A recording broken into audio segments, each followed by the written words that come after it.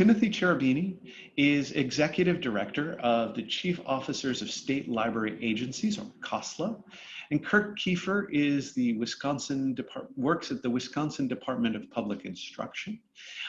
They're going to be talking about how do we deal with all of that data. So I'm going to stop sharing my screen. I think it was Kurt we're going to use Kurt's going to pull up his slides, I believe.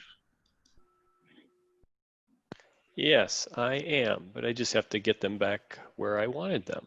So bear with me 1 second. I think that should do it. Yes, there we go.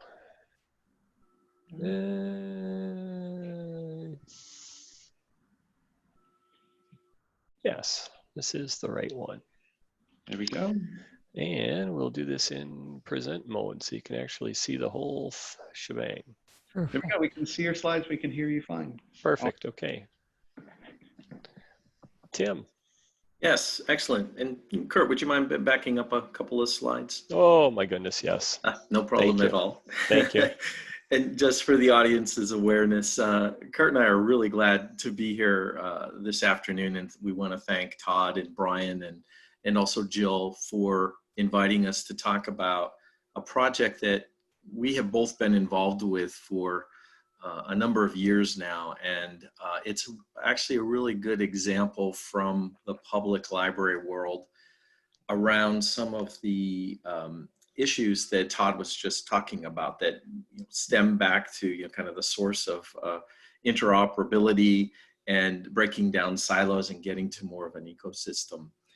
For those of you who may not be familiar with my organization, COSLA, which Todd mentioned, COSLA you can think of as the professional association for state librarians. We also work increasingly with the staff of state library agencies, and we have within our membership the chief officers from all 50 states, from the library agency for the District of Columbia, and also the library agencies for 3 territories. So it's a small but mighty organization.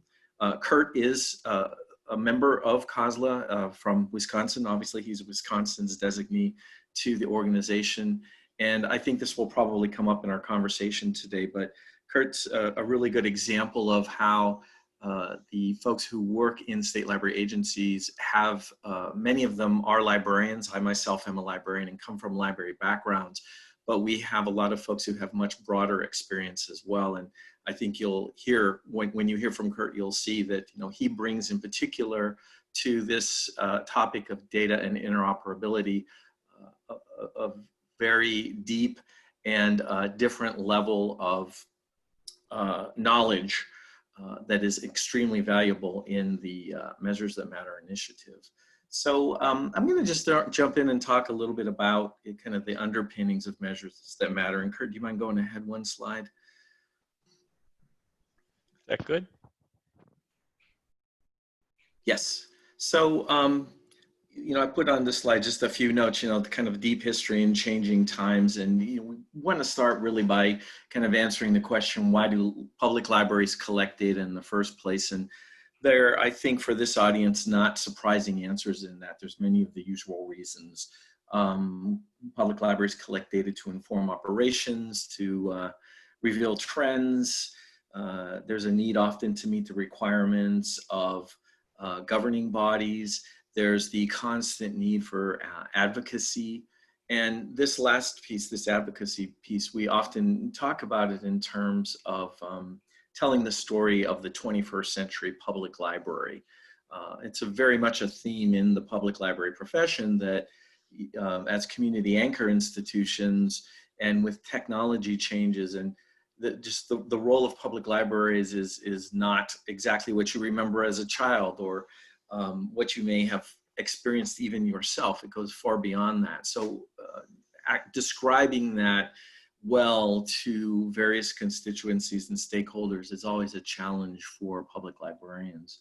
So public libraries have been collecting data for quite a long time, and there are some major collection efforts like the Institute of Museum and Library Services Public Library Survey, which is sponsored by the federal government, administered through the states, and really seeks to reach every public library in the country and comes very close to that. It's an annual survey. So that is one of the, you can almost consider that the backbone data collection effort within the public library world.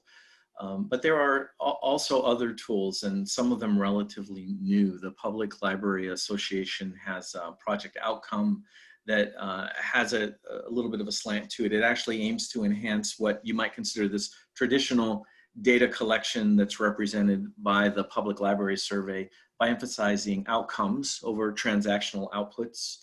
There are benchmarking tools that have emerged recently, like the Urban Libraries Council's EDGE tool.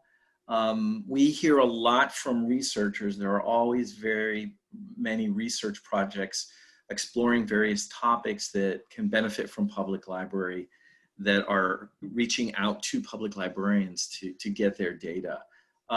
These interests in public libraries are not restricted to librarians themselves or even just their governing entities. As community anchor institutions, public libraries do touch many different areas of community life, for example, and there's an interest from many sectors to understand and act upon that. Well, I think we'll hear a lot about, Kurt may mention education. The education sector is one that we've looked to as we've developed measures that matter. Certainly there's a lot going on right now with health and health, the area of health literacy, even delivering health information and interactions within a public library setting. Against this backdrop, though, the problem, though, which has always been there, but it's really been exacerbated in some ways by the awareness of the value and the roles of the public library, is that these various efforts that have come up in the ecosystem, if you will, that we find ourselves in now is very well intentioned.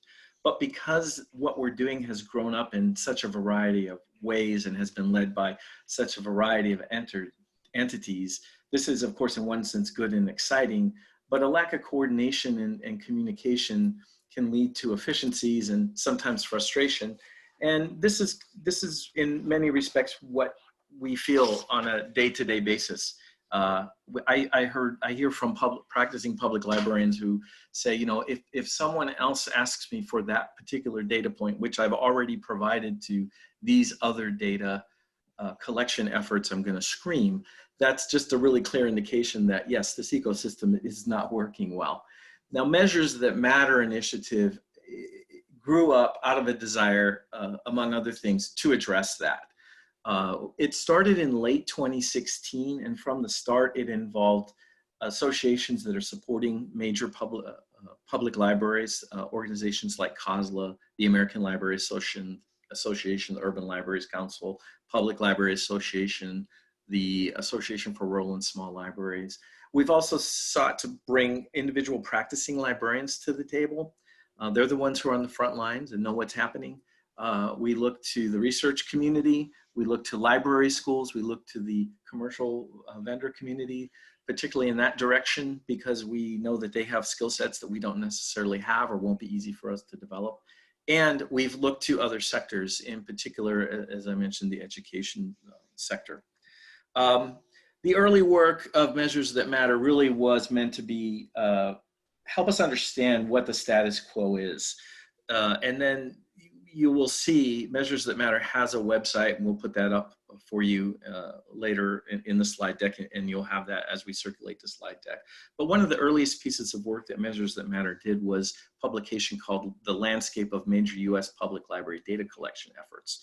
And this was really looking around at these major collection efforts and taking a look at them to see what was their purpose, what specifically were they collecting. This got down to the data element level. There was a feeling that across even just 3 or 4 of these data collection efforts, there was a lot of redundancy.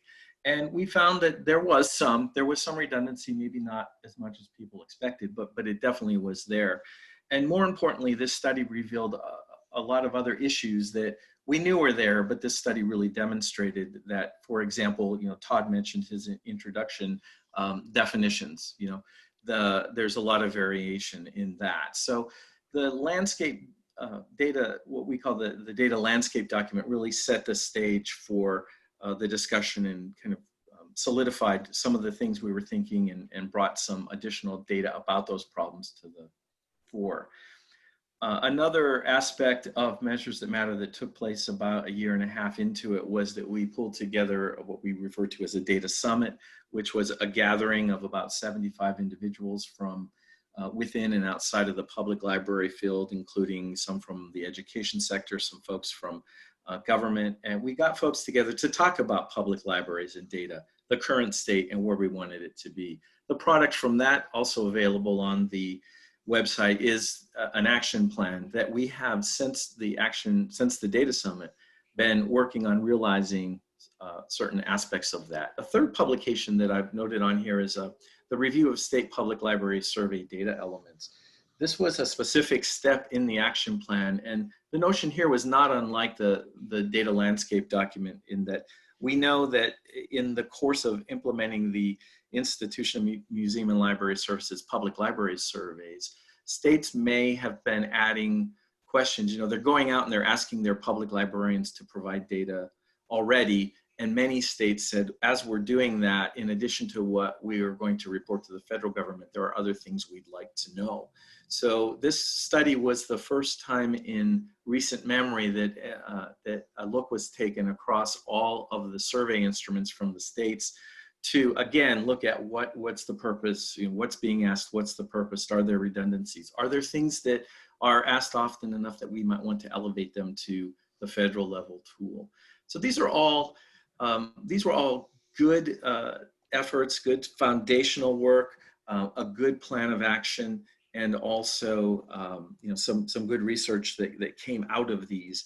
And one of the steps that was very prominent after the data summit was that it was clear that in order to move forward, there was a need for a greater communication and greater coordination. And Kurt, if you want to advance the slide one. To address that, the participants of the data summit and the implementation group that continued its work afterward defined a new entity, which we're referring to as the Public Library Data Alliance. And you can see the purpose of the Public Library Data Alliance on this slide. It's meant to provide thought leadership, looking to engage diverse stakeholders. It's a strategic body. The idea is that it would be representative of many stakeholders across the ecosystem and give those stakeholders a place to come together and start addressing some of these larger issues that relate to the ability to move public library data forward in a way that's more helpful, more meaningful, not just in what we're measuring, but how we're measuring it and how we're using the data as it moves forward. The Public Library Data Alliance actually is just about to form in the spring, and some of you may be aware there was an open call for participation in the Public Library Data Alliance. Through April and May, we had quite a few folks. We were very pleased that over 70 folks raised their hand and said, I'd be interested in working on this alliance on the initial iteration. At the end of May, we were able to work through all of those and talk with the folks and identify 15 individuals who will serve as the initial roster for the Public Library Data Alliance. We are working right now with the Institute of Museum and Library Services, which has supported the Measures That Matter initiative financially. We're working with them on a press release, and I hope that you'll see that in the next few days. One quick shout out is that NISO will be serving as the secretariat for the Public Library Data Alliance. We're very grateful for that contribution to this project by NISO and really looking forward to them. They've already brought their talents to the table through Todd's participation and others as well, but we're really looking forward to benefiting from NISO's expertise in convening an entity like the Public Library Data Alliance. So that's where we are today. We're about to launch the Public Library Data Alliance. It's a major thrust of Measures That Matter moving forward, and the major aspect, or one major aspect of it, is really in breaking down silos and identifying relationships and really helping this ecosystem work more efficiently and to everybody's benefit. And at this point, I'm going to, well, on the next slide, Kurt, if you want to advance, you'll see, folks, that we have a website, there's a Twitter handle, and there's also an email listserv. And I believe that all of this information is going to be provided to participants afterwards, so you'll have a chance to act on those URLs if you so choose. And at this point, let me turn it over to you, Kurt, to talk a little bit more about the status quo, current state, where we want to go, and what some of the issues are. Thanks. Thanks, Tim. And thank you all for allowing us the opportunity to share some of our stories. I think one of the most important things to make all of this stuff very real for folks is to give examples of what it really means. Again, Todd describes several of those use cases in a library context with his opening remarks, and I can't tell you how important those examples are to help develop the understanding of what it is that we're trying to accomplish when we talk about interoperability.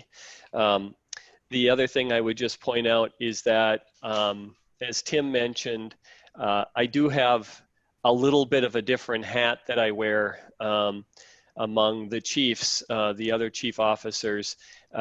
As you note, I'm affiliated with the Wisconsin Department of Public Instruction, which is considered the state education agency. But in Wisconsin, in statute, my particular division within the agency, there are 5 divisions, is called the Division of Libraries and Technology. And as such, that division is defined in statute in Wisconsin as the state library agency.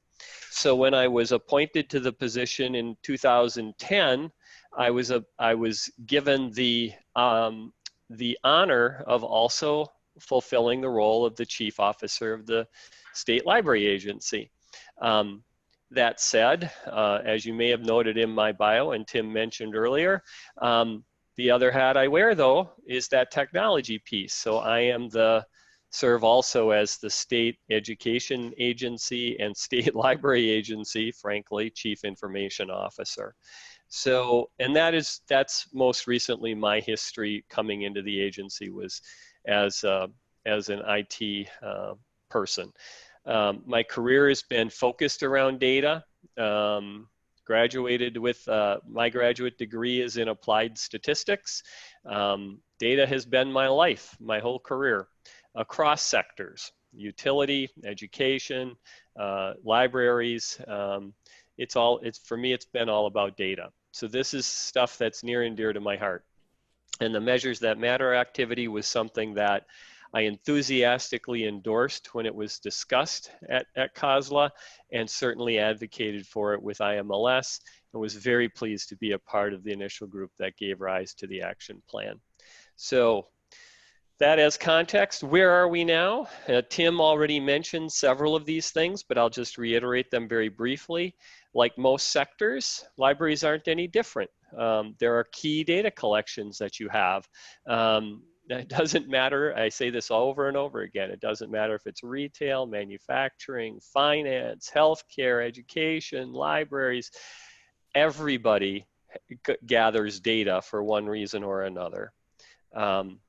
For example, as Tim mentioned, there is the big kahuna in state library agency, a data land, and that's the annual survey that's collected. But there's also many, as again, Tim reiterated, there are many other state types of requirements for gathering data. And the reason I talk about this thing about the use case of, hey, we have these requirements to report data, is because that oftentimes is a great leverage point for having the conversations about data standardization and interoperability. In our case in Wisconsin on the education side, that's the lever that we took advantage of. There are plenty of requirements for gathering data, and we had been gathering data using 20th century technology in the form of CSV type file upload, download types of technologies. And we knew there was a better way. Tim mentioned and referenced the concept of APIs, and that was the direction that we struck out on in the early 2010s on the K-12 side to move down that road, and have met some very, very successful results. So as far as where we are and why have we changed anything, you know, on its face, really, there isn't a problem, right? Data are collected and they are reported. It's just, we got data and we're using data. But if you think about what the possibilities for using data are, you realize that times do change. As I mentioned, the 20th century technologies are now outdated. We now have new ways to gather data in a manner that we've never done before. And so we certainly don't have to keep doing what we're doing, but we should always look for opportunities to change. One thing that I would definitely point out is that in that data landscape document that Tim referenced, and this has really been something I've harped on within our own organization and with others, my colleagues, is this notion of also articulating the purpose for using data. And Tim rattled off several of those, all the way from this requirement that you have to have for reporting data from an accountability perspective to using it simply for continuous improvement, right? The whole lean or plan, do, study, act approach, to the advocacy kinds of issues that Tim mentioned, and then also obviously research for policy making kinds of purposes, a variety of those things. And they all lead to why we need to change things. Specifically, what do we need to change? It was referenced earlier, the need for common definitions. This is the bedrock upon which all of this, you know, the whole entire, it's not just data for purposes of getting common definitions. The common definitions lead to and enable you to be able to leverage data for the kinds of purposes that we were just describing. No common data, you obviously don't have the ability to empower yourself with using that data to make data-driven decisions. Data platforms need to change, as was alluded to earlier. We need to make sure that these platforms are enabled for API technology that can actually leverage the common definitions for moving data from point A to point B. And then, of course, we need to actually put interoperability standards in place. The actual software that we have to enable from that logical layer that we call definitions. It has to be turned into a physical layer, which is software. So if we make these changes, right, what's the calculus in terms of benefits? What do we get as a result of this? And it's a variety of things. Clearly, we get better real-time decision-making ability, especially when we're talking about enabling interoperability through an API kind of infrastructure. You can make decisions with either completely real-time or near-time. The systems we've put in place in the K-12 world in Wisconsin, you can see that data as they enter it in their ERP systems, which in K-12 are called student information systems. We literally can see that within minutes matriculate through our operational data store. Looks like my internet may be going funky. I would apologize if I drop off, but I probably wouldn't be the first person to do that in these things. Wouldn't be good timing. Enhanced decision making. Obviously, with interoperable data structures, we're able to mix and match more data together to answer a much wider variety of questions that we would have otherwise. The other thing that we have discovered through all of this work is an immense improvement in the quality of data. These systems have allowed us to put validation types of rules at the various levels of the data capture process, beginning at the ERP and matriculating all the way through to the actual data warehouse and visualization layer. So every step of the way we can say, is this right? Is that right? Is it something that needs to be fixed?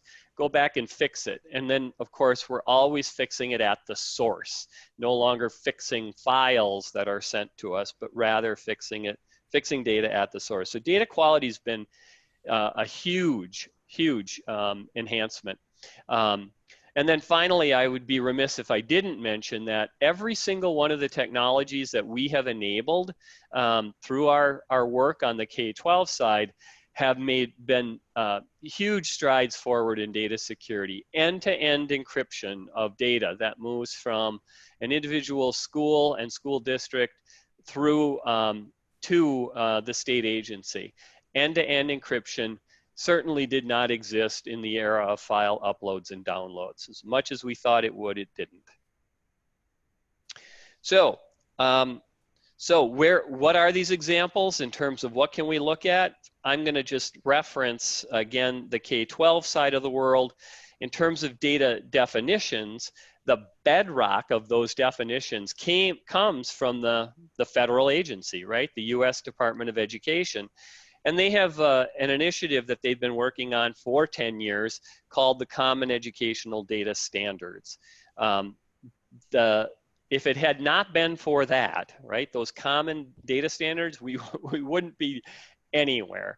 And so the work they have put into that, using a governance structure that engages people from across the country, the state agencies, local agencies in the form of school districts, have been instrumental in helping to work through those definitions found within SEDS.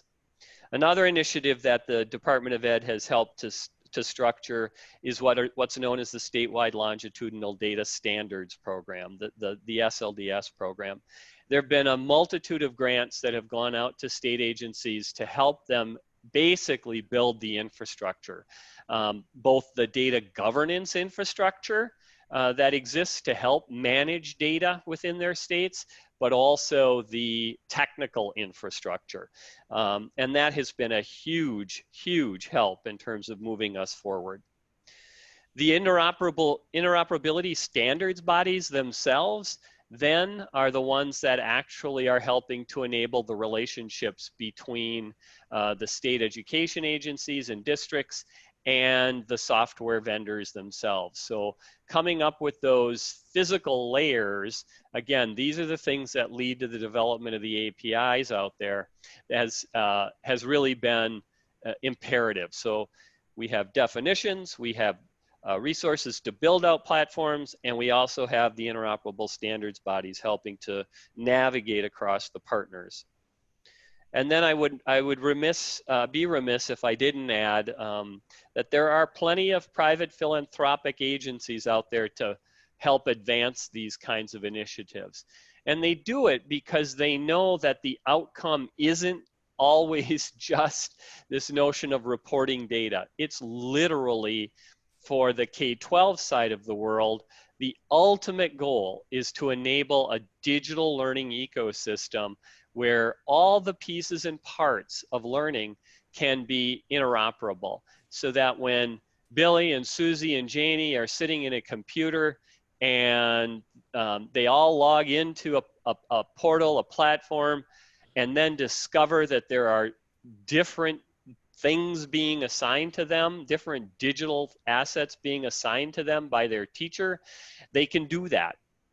And at the end of the day, when they're doing their work and the teacher logs in, they can see the results from all of the different pieces of learning software that these individual students are working on in one place. That's the ultimate vision for where we're going. We're using lots of other reasons to get us there, but as we work toward being able to address those other purposes, our eye is on this prize of creating a digital learning ecosystem. And any of you who've been watching anything on the K-12 side over the last 3 months you know now how more important than ever it is to enable those kinds of interoperable features and benefits. So that's our goal. That's where we're heading on the K-12 side. I have a very busy graphic that I'm sharing that just is the overall enterprise architecture for how we've done this in Wisconsin.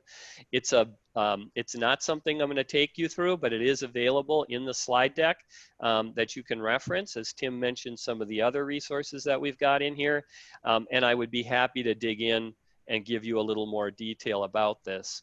Similarly, the other thing I'm putting in here is a graphic that talks about the data governance structure. One of the elements in the Measures That Matter action plan talks about the various aspects of how we manage data and what that looks like. And in Wisconsin, we've put together a structure on the K-12 side that allows us to work at the policy level, which involves our cabinet, to develop those standard policies and procedures. We work at the management level to help address the data security and risk issues that are going on. That whole encryption issue that I mentioned, for example, comes out of this. They also deal with who has access and who doesn't. And then, of course, records management is a piece of that level as well. And then the boots on the ground folks, the staff, are at the work group level dealing with things like, what are our data inventories? Where do data exist? How do we get control of that? And then how we also can handle the content management that is associated with those things. And ultimately also putting in best practices around data quality. So those are the things I wanted to share as context of how we've tried to attack this from a K-12 perspective. And these are the ideas that we're bringing into the conversation again through the Measures That Matter initiatives and the Public Library Data Alliance. So Tim, I'm gonna, I think, pivot this back over to you.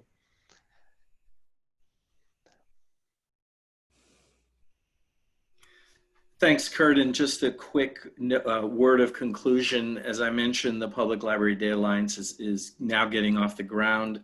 I think that some of the structures that Kurt showed on those last two slides are, interesting. That last slide in particular with the pyramid, that's one of the questions that we'd like the Public Library Data Alliance to ponder.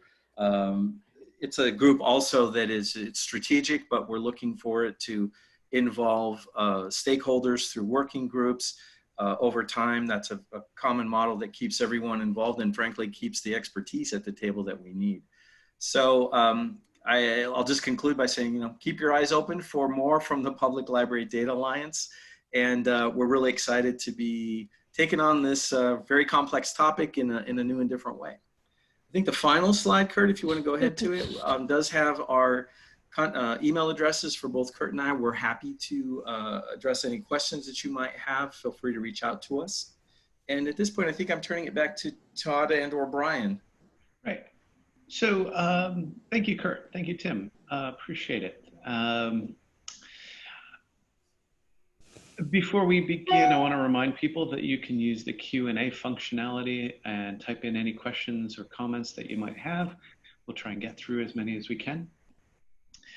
For Kurt, you had mentioned interoperability standards, and to be fair, I didn't plant this question.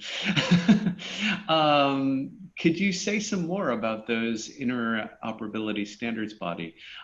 Where can you find them? Which bodies are you kind of talking about? And how do you see them fitting into this landscape that you've outlined?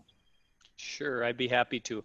On the K-12 side, there are I would say there are three primary, well, four, I guess, if you include higher ed, but three if you're looking at K-12. The one that we work with most closely is called the Ed-Fi Alliance, ED-FI Alliance. That was a group that was formed several years ago by the Michael and Susan Dell Foundation.